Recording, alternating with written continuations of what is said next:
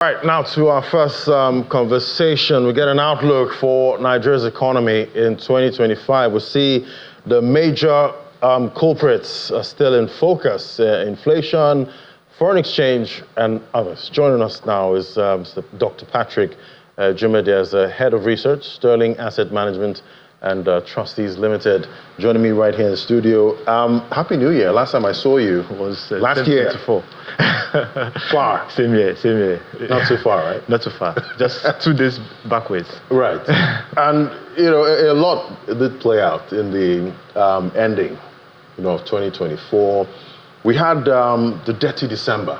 We had diaspora Nigerians come in and, spend money. They had parties. They had fun.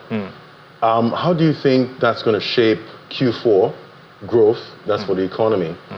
Seeing they all came back. Yeah. So it's an interesting one. Somehow the depreciation of the exchange rate kind of favor Nigerians in diaspora. As at last 2023 December, exchange rate was around, official exchange rate was around 800 or 900. But as at the end of this year, last year, sorry. Right, last year. It was around on the average for the month of December, 1555. So that gave a lot of opportunity for those Nigerians in diaspora. So if you're coming in with like $100, you see what that will get more Naira. Yes. So what's going to be the implication? How's that going to shape Q4 results when they come out? Now, first we saw in terms of stability in the exchange rate in December. Yes, a lot of issues have been ascribed to why the exchange rate was stable in December. Some people have come up to say it's because the reserve has grown to about $40 billion. Some have also come to say, okay, because of the introduction of the online platform by the CBN. But again, it is not tested though, but the money that these guys have brought into also have a reason as to why the exchange rate is stable. And we expect that stability to continue, even though some of them might be returning back in January. And it's not hot money. What they bring in stays. Of course, some of them will do some investment. Don't forget that. Okay. If you see what happened, nobody expected that the capital market was going to do about 37% year to date. But most analysts have said 35%, and it did 37%. Of course, we may not be able to attribute that huge difference to them, but somehow they would have brought in some money to their own people here in Nigeria that would have also done some form of investment. So if we do some form of empirical test to that, we'll be seeing those things play out, and all that. So in terms of exchange rate, we've seen that's playing some form of stability in the exchange rate. Now, in terms of inflation, yes, because of that, of course, usually in December, we usually have that high rate of inflation in December because of the festive period. But like I always say, it is the rate of growth that we look at when we are talking inflation. So we are saying that for December, we're expecting that inflation that is currently about 34.6 as at November, we might see it getting to, let's say, 35 in December. But on the average for the year, we might see inflation around 33%. But that will play a role. But in terms of GDP, of course, those impacts of the Nigerians in diaspora that have come. So for Q4, would have, yes. What do you think we're seeing for GDP? Of course, in our best case scenario, when we did our forecast, we saw GDP growing to about 3.7%. It's currently at 3.46%, the last Q3 GDP. So we are seeing it around 3.7%. So that'll be a steady rise from Q2? Yes, to Q2. But again, this is the rate of growth. If you look at how it grew between Q3 to Q4 2023, and the rate that we are forecasted is going to grow now, it might not grow the way it grew between Q3 and Q4 2023. And the reason is because of some of this negative side effect of the policies of the exchange rate and the inflation that affected the economy, reduced investment, reduced purchasing powers of citizens and all that. So that's why. But again, that's a growth. But the growth again is going to show that before now, except for between 2000 and 2010, Nigeria had this kind of high growth rate, and there was a decline. And 2013, 2014, we had growth of about 5 and 6%. And now again, we are beginning to see us moving towards that growth. The last time we had a growth was around 2021, and we had growth of 3.6 something or 3.4 something or thereabout. So with this growth rate in Q4, we might see us getting past those growth rates that we had in 2021 and moving towards the kind of growth rate that we had in 2014. Right. So, talking about the Naira, you did mention was quite stable, and the CBN governor did say from about June, we've seen stability, with the Naira. So going into, the first quarter, 2025, do you see that stability, continuing? And what do you think are the headwinds ahead for the Naira in this first quarter? So, first quarter, basically, in terms of exchange rate, we might be seeing, first, don't forget that a lot of companies would have stocked up for, Q4, and usually December, there's usually low production. And so we might not be seeing demand for raw materials or inputs in the production process for many of these companies.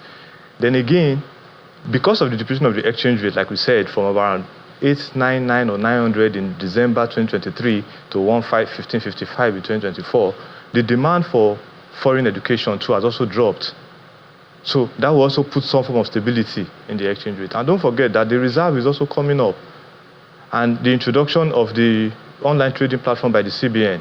So putting all that in place, I'm sure that speculators who are the ones that are actually driving the market at the moment will be very careful, because at any time the government can interfere in the market, and that can destabilize whatever plans they have. So we might see that stability, particularly in Q1, because of some of these reasons that I've mentioned. Right, and we did see, the central bank did, sell to BDC operators in 2024. Yeah. Do you see that continuing in 2025?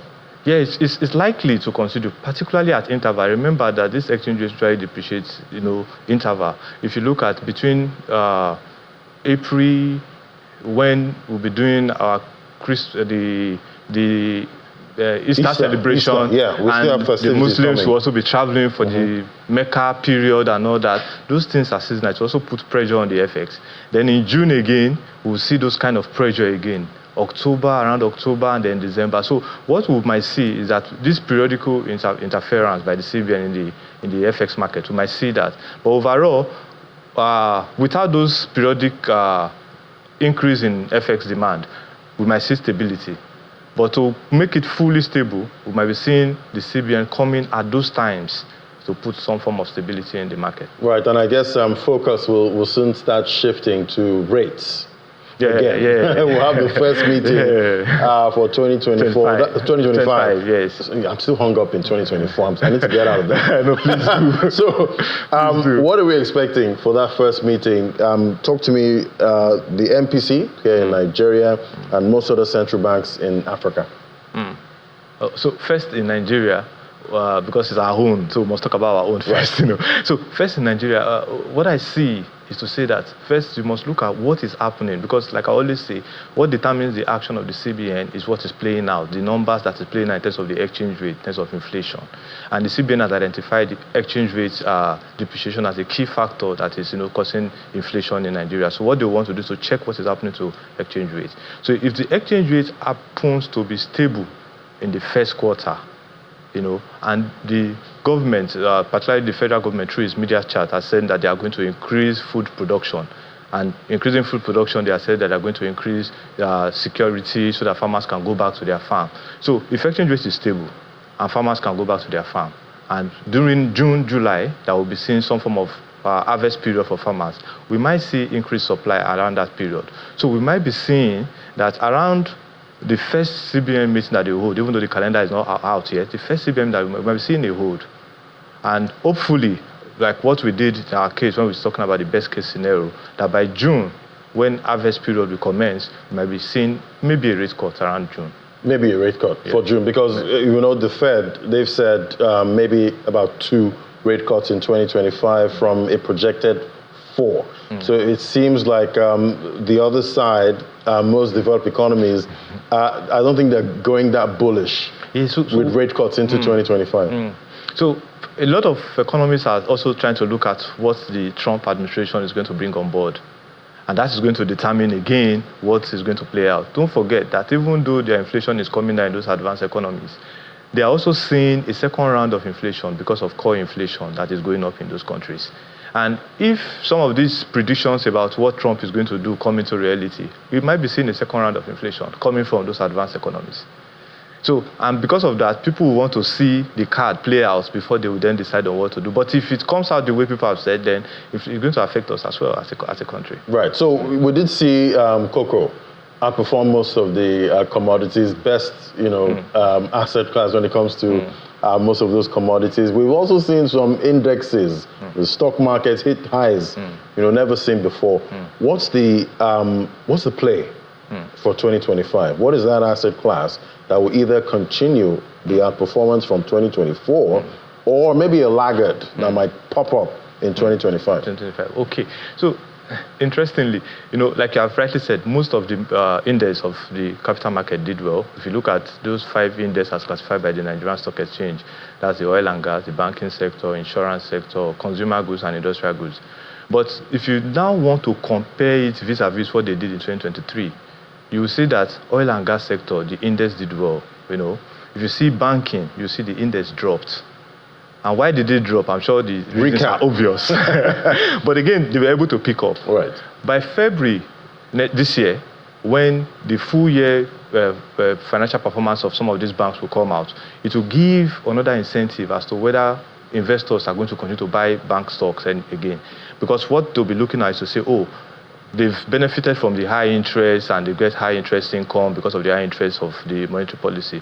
But would they be able to sustain it? Are they not going to be having high non-performing loans? So by February, when their full year result comes out, investors will now begin to look at, let's see which of them that is doing well and begin to look at them. But if you look at the insurance sector did very well, compared to its value for 2023.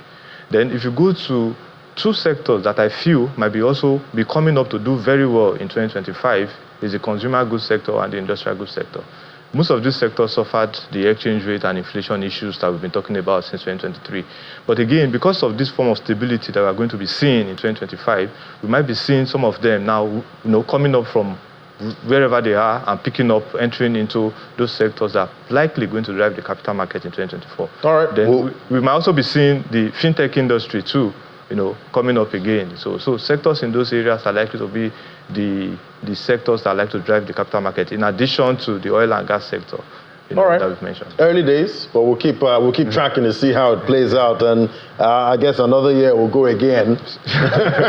We get more outlooks and reviews. Well, thank you so much, Dr. Patrick Ejumede, Head of Research, Sterling Asset Management and Trustees Limited. Happy New Year. Once again, it's good to see you too.